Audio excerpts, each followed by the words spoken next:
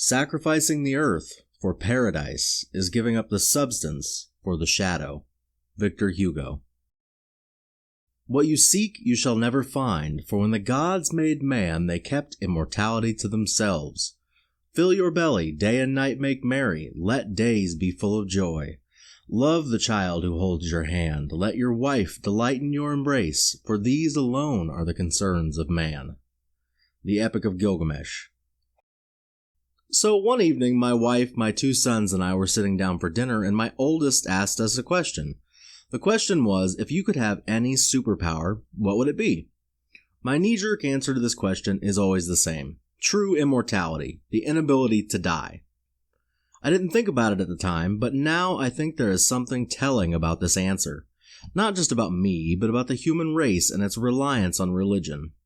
The oldest known written story, the Epic of Gilgamesh, is partly about Gilgamesh's quest for immortality.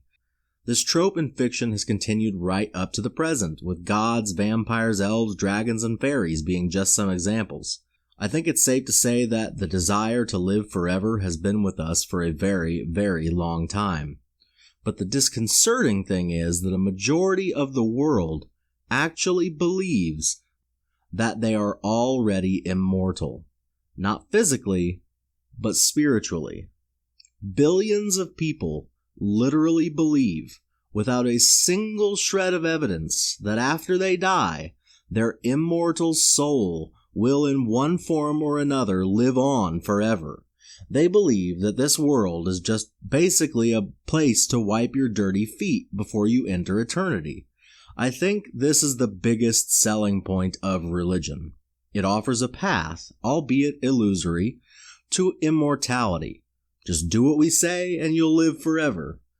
For human animals who are hardwired to fear death, that's a pretty tasty looking carrot. Actually, in my opinion, it's probably the tastiest carrot you could possibly offer someone. However, when you finally come face to face with reality and mortality, you quickly realize that the carrot is rotten to its core. Not only does this imaginary immortality infinitely cheapen this life, but it also makes for a dangerous mindset. It makes this life akin to dirty rags, like something that should be cast off at the first chance. This mentality makes take no thought for the morrow take on a whole new meaning. I remember when I was a believer that I could not wait to die so that I could go to heaven and live forever. It made this one life utterly worthless. If you really look at it, even the fictional stories agree with this. Once a human becomes a vampire, they lose their humanity. Human life loses its value in the face of immortality. Mythology and fiction are rife with gods slaughtering puny humans, dragons caring only for riches, elves being merry but caring nothing about the affairs of men. In the end of the Epic of Gilgamesh, Gilgamesh gives up on his quest for immortality and decides to live his life to the fullest, and I think that the world would be a better place if everyone did the same. Now that I no longer believe in eternal life, this one life has become infinitely more valuable. And not just mine, everyone's. I value life so much more now that I've stopped believing.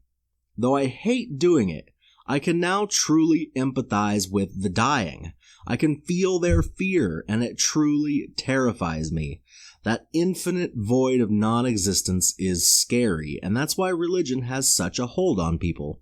They do not want to face the void head on. They want to go backwards with a big grin on their faces and pipe dreams of eternal paradise in their dying minds. I think that the promise of immortality is one of the biggest reasons for the evolution-like survival of certain religions. The religions that offered nothing or suffering after death died off, and the ones that offered eternal paradise thrived. For many people, this hollow promise is too good to pass up.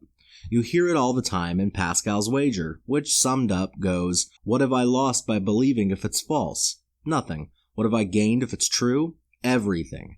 Except that's not really true. You've lost the ability to truly focus on the here and now. You're so preoccupied with gaining immortality that you forget to value this one demonstrable life. It seems to me that humans instinctively want to see the end of the movie, to witness the fruition of the story no matter what. This is why the afterlife has such an appeal. It allows people to think that they will be able to see the end of the human story, to see whether we make it to the stars and colonize the galaxy or end in calamity and ruin. It's not a pleasant thought that we only get to see 80 years, at best, of a story that could go on for another 200 billion, but it's the best that we get, and we have to live with that. We should be focusing on making this life as enjoyable for as many people as possible, not treating it like a way station on the road to eternity. We should be living our lives to the fullest, not spending it waiting for a better hereafter. I really wish people would value this one life a little bit more than an imaginary eternal one. But, wish in one hand, right? This was an excerpt from my book, Ranting and Raving, a compilation of essays on religion and atheism, available on Amazon. If you would like to help support my local humanist group, the Humanist Fellowship Assembly, consider purchasing the full book. Thank you, and have a wonderful day.